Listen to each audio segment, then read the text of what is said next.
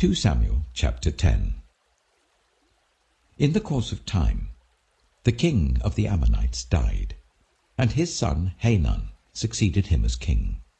David thought, I will show kindness to Hanun, son of Nahash, just as his father showed kindness to me. So David sent a delegation to express his sympathy to Hanun concerning his father.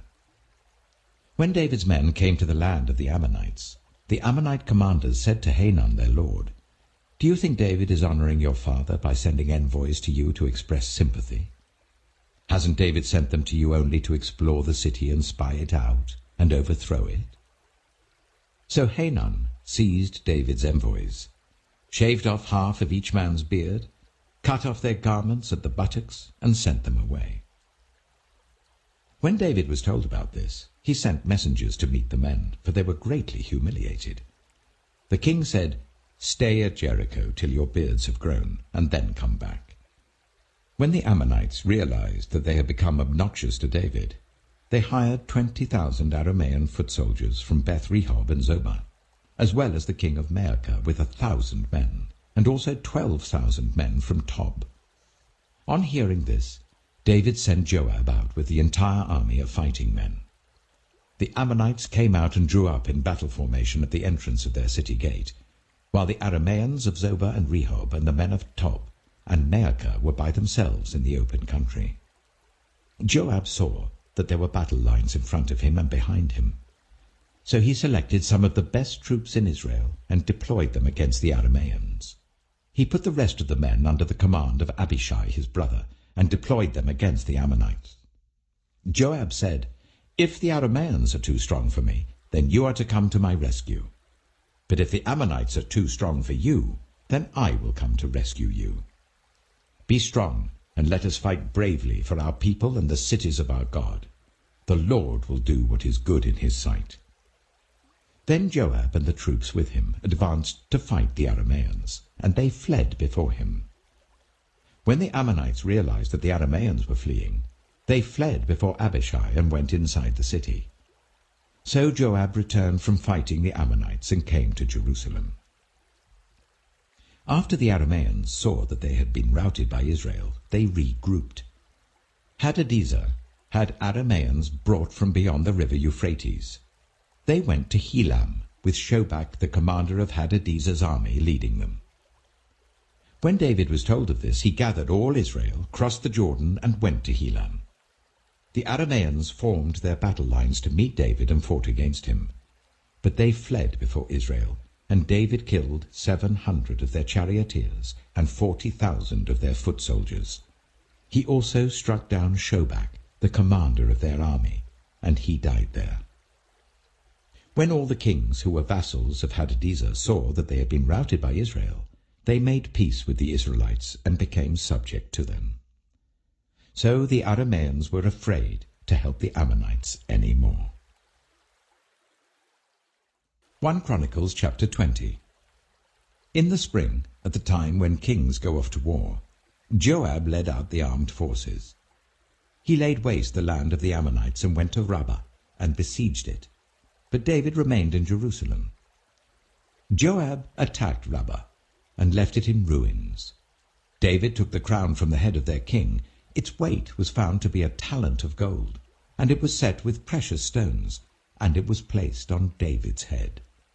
He took a great quantity of plunder from the city, and brought out the people who were there, consigning them to labor with saws and with iron picks and axes. David did this to all the Ammonite towns. Then David and his entire army returned to Jerusalem.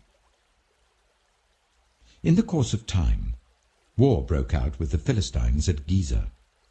At that time, Sibbecai the Hushathite killed Sippai, one of the descendants of the Rephaites, and the Philistines were subjugated. In another battle with the Philistines, Elhanan, son of Jair, killed Lahmi, the brother of Goliath the Gittite, who had a spear with a shaft like a weaver's rod. In still another battle, which took place at Gath, there was a huge man with 6 fingers on each hand and 6 toes on each foot, 24 in all. He also was descended from Rapha. When he taunted Israel, Jonathan, son of Shimea, David's brother, killed him. These were descendants of Rapha in Gath, and they fell at the hands of David and his men. Psalm 20. May the Lord answer you when you are in distress. May the name of the God of Jacob protect you.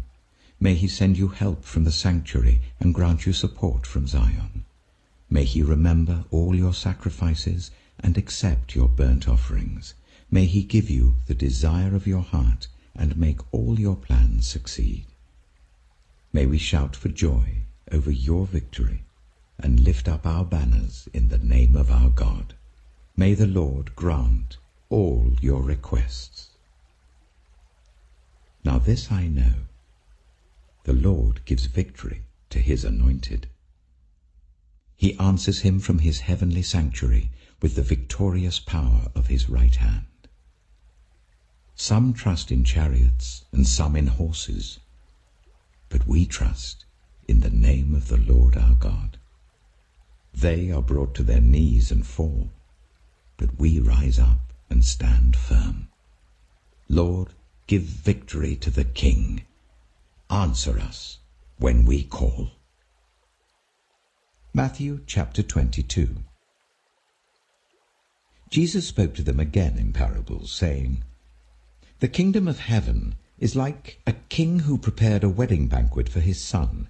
He sent his servants to those who had been invited to the banquet to tell them to come, but they refused to come. Then he sent some more servants and said, Tell those who have been invited that I have prepared my dinner. My oxen and fattened cattle have been slaughtered, and everything is ready. Come to the wedding banquet. But they paid no attention and went off, one to his field, another to his business. The rest seized his servants, ill-treated them, and killed them. The king was enraged. He sent his army and destroyed those murderers and burned their city. Then he said to his servants, The wedding banquet is ready, but those I invited did not deserve to come. So go to the street corners and invite to the banquet anyone you find. So the servants went out into the streets and gathered all the people they could find, the bad as well as the good, and the wedding hall was filled with guests. But when the king came in to see the guests, he noticed a man there who was not wearing wedding clothes. He asked, How did you get in here without wedding clothes, friend? The man was speechless. Then the king told the attendants, Tie him hand and foot and throw him outside into the darkness, where there will be weeping and gnashing of teeth. For many are invited, but few are chosen. Then the Pharisees went out and laid plans to trap him in his words. They sent their disciples to him along with the Herodians. Teacher, they said, we know that you are a man of integrity, and that you teach the way of God in accordance with the truth. You aren't swayed by others because you pay no attention to who they are. Tell us then, what is your opinion? Is it right to pay the poll tax to Caesar or not? But Jesus, knowing their evil intent, said, You hypocrites! Why are you trying to trap me? Show me the coin used for paying the tax. They brought him a denarius, and he asked them, Whose image is this, and whose inscription? Caesar's, they replied. Then he said to them, So give back to Caesar what is Caesar's, and to God what is God's. When they heard this, they were amazed. So they left him and went away. That same day, the Sadducees, who say there is no resurrection, came to him with a question. Teacher, they said, Moses told us that if a man dies without having children, his brother must marry the widow and raise up offspring for him. Now there were 7 brothers among us. The first one married and died, and since he had no children, he left his wife to his brother. The same thing happened to the second and third brother, right on down to the 7th. Finally, the woman died. Now then, at the resurrection, whose wife will she be of the 7, since all of them were married to her? Jesus replied, You are in error because you do not know the Scriptures or the power of God. At the resurrection, people will neither marry nor be given in marriage. They will be like the angels in heaven. But about the resurrection of the dead, have you not read what God said to you? I am the God of Abraham, the God of Isaac, and the God of Jacob. He is not the God of the dead, but of the living. When the crowds heard this, they were astonished at his teaching. Hearing that Jesus had silenced the Sadducees, the Pharisees got together. One of them, an expert in the law, tested him with this question: Teacher, which is the greatest commandment in the law? Jesus replied, Love the Lord your God with all your heart, and with all your soul, and with all your mind. This is the first and greatest commandment, and the second is like it. Love your neighbor as yourself. All the law and the prophets hang on these two commandments. While the Pharisees were gathered together, Jesus asked them, What do you think about the Messiah? Whose son is he? The son of David, they replied. He said to them, How is it then that David, speaking by the Spirit, calls him Lord? For he says, The Lord said to my Lord, Sit at my right hand until I put your enemies under your feet. If then David calls him Lord, how can he be his son?